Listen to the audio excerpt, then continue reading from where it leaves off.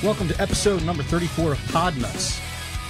Today we're joined with a familiar person to most of you guys who have listened to Podnutz in the past, Mike Petro from Petro Computer Solutions. Hello. Hey Mike, what's going on?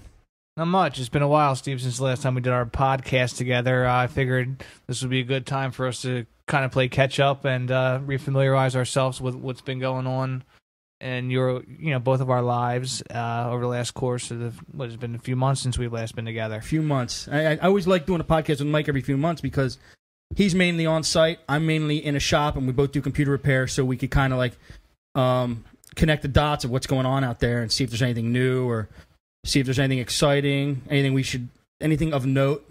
And I think it would be good for the Podnutz listeners too, because maybe what we're finding is something that you're encountering. Maybe you don't know how to fix something. So, also, Mike, there's been Podnutz listeners who were requesting we do another episode, so we had to have you back. Like, it looks like you got a little fan club going on.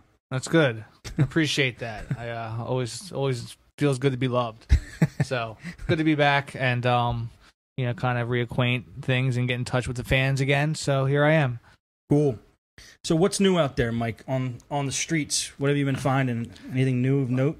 A lot of traffic, but other than that, now I see your point with the traffic. It is starting to get annoying to me, at least. How many years did it take you to get that point? It's not that I absolutely hate it. I think I hate my car more than I hate driving, which hopefully will change soon. But today with the heat, and I found out my air conditioner doesn't work, but I just fixed it. So just need a little recharge. So. If you guys are in Philly area or have ever been in Philly area, traffic makes you want to commit suicide around here. We're not talking about website or internet traffic, like traffic on the road. And it's been so hot the last 2 days. The fact that you just said your air conditioner is broken, that's pretty bad. Yeah, every year it seems to lose its coolant or the Freon over the course of the winter. So what are you driving? You got like a Blazer from when? It's kind of a classic, but I keep it real clean. But it's mechanically sound and it suits me right now. That's the auto pod nuts we can do one day. But I've been trying to get Mike to do auto pod. I think I asked him about it once. Luckily, in addition to being a computer guy, I can also fix cars. So I just before I came over here, I went to Walmart and bought a bottle of Freon, and so it's cold again now. So I'm happy. Mike actually has a pretty geeked out Chevy Blazer. It's got a little computer in there, and all his MP3s are, what are they, wired to a touchscreen on your dashboard, right? Yeah, the panel was a touchscreen, but it was an older touchscreen. It was one of those, I think it was a Data Lux. I bought it for $100, but the touchscreen, it's got an overlay, so in the sun, like in the sunny day, too reflective. And I didn't really use it because I got a mouse that kind of is sitting right on my arm, like on the center console, so I can just trackball. So I didn't really use the touchscreen portion, so I actually took that overlay off, which makes the screen a lot more visible. But I've had this in my truck for 5 years or so, and I originally built it basically because I was starting to have an MP3 collection, and I just had purchased a new head unit, which was pretty expensive, but it didn't have MP3 capability. So I ended up just putting this little system together using one of those VIA mini ITX boards. They're 6 by 6 inches square, so the whole case is like 8 by 8 by 3 with a 160 hard drive. And the only thing you have to do is you just got to get a DC to DC power supply, which will run the computer off your car battery. It's been very stable for 5 years. At one point I did have internet in it using like a Verizon card. I had a Nintendo in it. I had all kinds of good stuff in it, but not so much now. I've taken it out, reformatted a few times, and I kind of got rid of the bells and whistles. Basically, I just have like a navigation system and music and satellite radio, and I actually have it hooked up to my engine too, where I can view the readouts and whatnot of the the system, of the sensors of the engine, kind of do my diagnosis there, which has actually helped. Saves me a lot of diagnostic fees of the mechanic.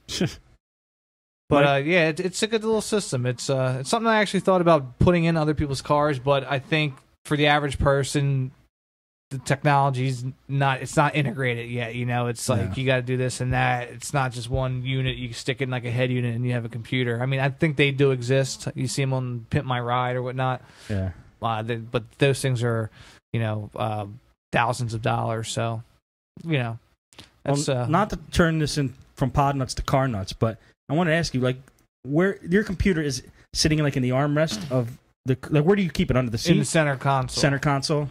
Yes. And what about the hard drive? Doesn't it bounce around? And is it a special hard drive you got in there, or a special? No, right now I have a laptop hard drive in there. Okay. Which they say is a little bit more resistant to shock and stuff. The key is that you mount the drive vertically. The reason being is they say that if you hit a bump, the arm doesn't slap against the head of the platter, and it just kind of will skip, so to speak. Like if you turn the record player up and down, the needle would just kind of drag off the side. So I haven't had any hard drive issues. I never had a crash because of it. I did have issues with my ATX extension cable. It was causing all kinds of weird Win32K SYS blue screens, and I always thought it was a system problem, and then I noticed that one of these pins was loose, and I just replaced it for $10, and it's been fine ever since. Wow, you would never think of the cable. Yeah, so that's one thing, like a ATX cable, just an extension, like a 20-pin to 20-pin. One of the wires was slightly not connecting. It was causing the hard drive freezing up and hard drive issues, so food for thought. Huh. All right, well, that's cool. We should definitely do a show on your car one of these days, definitely. Yeah. I'm actually, when I get my new car, I'm going to go back to the touchscreen. Right now I have a 10.4-inch screen in the dash. When I get a new car, I'm probably going to put like a little 7-inch with the touchscreen in there. So it'll be a little bit less obnoxious.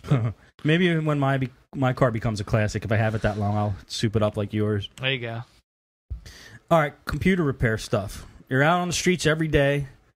What are you encountering the most out there? What's something that, the listeners could take home? Probably the biggest thing still is these viruses, especially these rogue antivirus, these fake ones, like your MS Anti-Spyware 2009s, or your there's this new one I've been seeing. It's called Personal Antivirus, PAV. Yep, got that in the shop too. Antivirus 360, a whole bunch of them.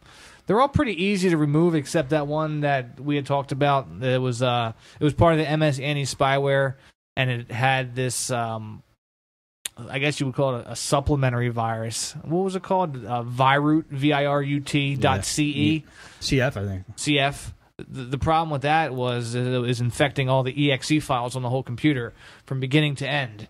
Like Adobe Reader, all the way down to like your Microsoft Office. All the EXE applications were being infected, so it was impossible to clean the systems out. Yeah, it was really the only instance in my doing this that I've actually had to do a backup and a recovery and a reformat and reinstall Windows to get rid of a virus.